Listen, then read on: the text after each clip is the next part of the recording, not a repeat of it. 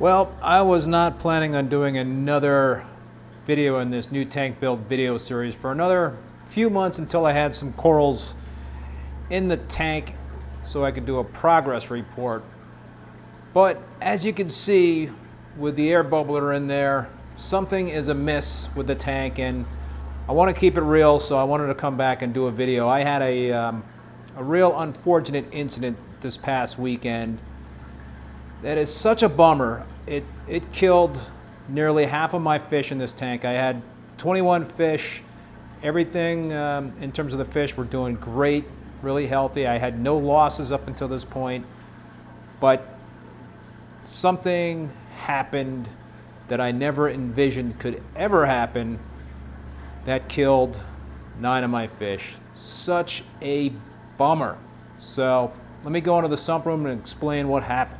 So this is my KH Director. It's a KH Director set, which has a doser underneath it, and the 3 dosing heads to the left are what are used to measure the DKH, and it's actually doing a measurement right now. But this 4th head is open, and my plan for the new tank was to dose nitrate because I'm going to be using a Cato reactor.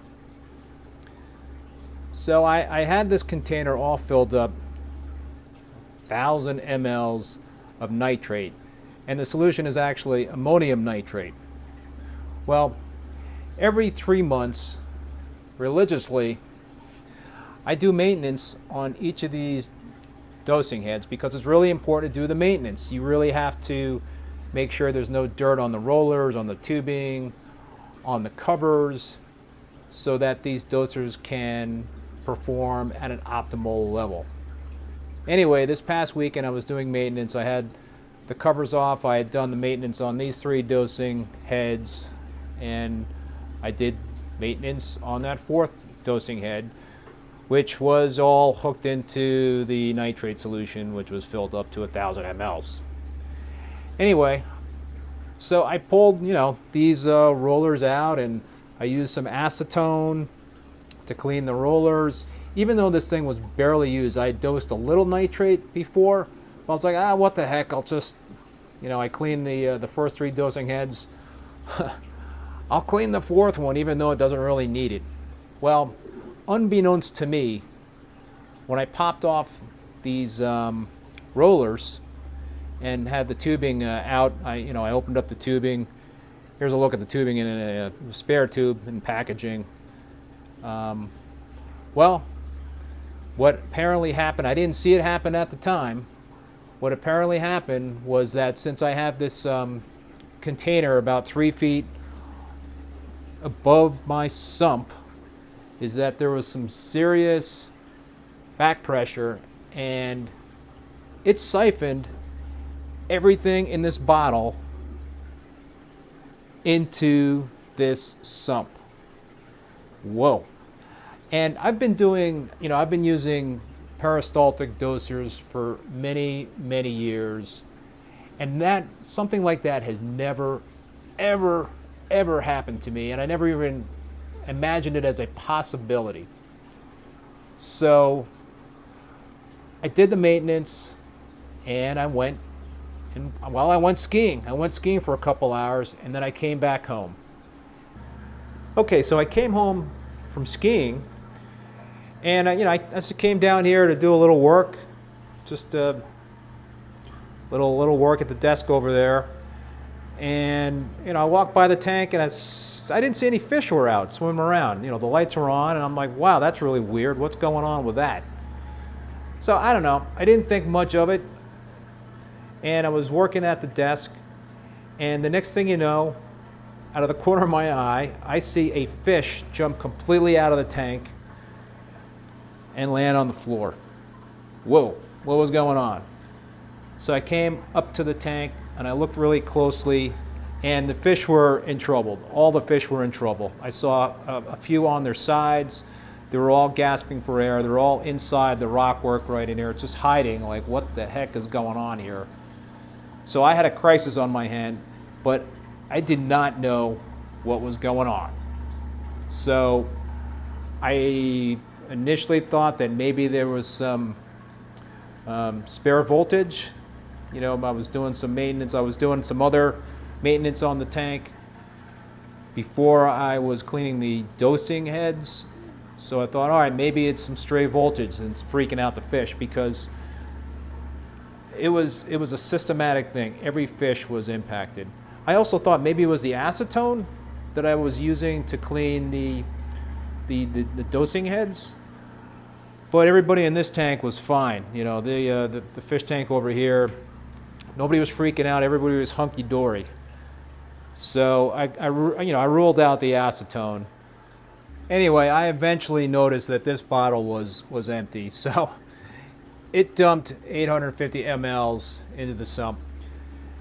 And I was in scramble mode. I really was in scramble mode. So the first thing I did to try to remedy the situation was I did a 30% water change, you know, when it happened. Later on in the day, I did, I think, maybe another 20 to 25% water change. So that was going to be my plan of attack, was just do a whole bunch of water changes. And obviously you can't do, you know, significant water changes back to back to back. So I needed to be sensitive to that, but I wanted to do at least 30% water changes on a daily basis. And a reef keeping buddy of mine who's got a chemistry background also recommended I use this product. It's called Ammo Chips, and it removes ammonia. So I put a whole bunch, you know, in the filter socks in the sump to try to also absorb the ammonia that had gotten into the tank. So the day the accident happened, I did some testing just to kind of see where I was at. I knew it was going to be bad. I tested nitrates. My nitrates were at 25 parts per million before the stuff hit the fan, and they tested out 100 parts per million. So wow, really, really, really high. So I did a test with the ammonia, and that tested out at 0.5. So it was bad. That was the issue, and they were certainly very stressed out from that elevated ammonia. So after a few days of using the ammo chips and doing the large water changes, my nitrates dropped back down to 25 parts per million, and my ammonia is now at 0.15 parts per million. Perhaps that's a false reading since the ammo chips are still in the system. I do plan to keep the ammo chips and this air going for a few more days, and I will probably do another couple of large water changes. But the good thing here is that the fish are eating. They started eating a couple of days ago. They're picking at the rocks like they had been before. They're not looking stressed out. So, you know, one silver lining here is that this is a very, very young reef tank. Didn't have a lot of corals in it. So I was able to really just focus on the fish. So it was a blessing. I'm really, really glad that I took things very slowly with this tank. I mean, who could have ever imagined this sort of thing would happen? But it did. So it was a good thing that I didn't have a whole bunch of frags, SPS frags in this tank, because those would have been gone. They would have been done.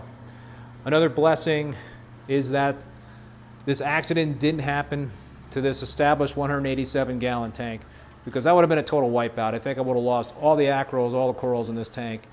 Obviously, the fish would have been in big trouble as well. And plus, I've got a couple of frag tanks plugged into the 187-gallon display. So yeah, that would have been devastating. So that's certainly a plus that it didn't happen to this system. Okay, so what am I going to do to prevent this sort of thing from happening in the future? Because it will, it can. Well, I'm going to use these check valves and put them in line on my all the 1/4-inch tubing that I use for dosing on the tubing that is leaving the dosing head. So I'm going to have the check valves on these output lines for everything that I'm dosing, not only for this new system, but also for the current system. So yeah, it's a humbling hobby for sure.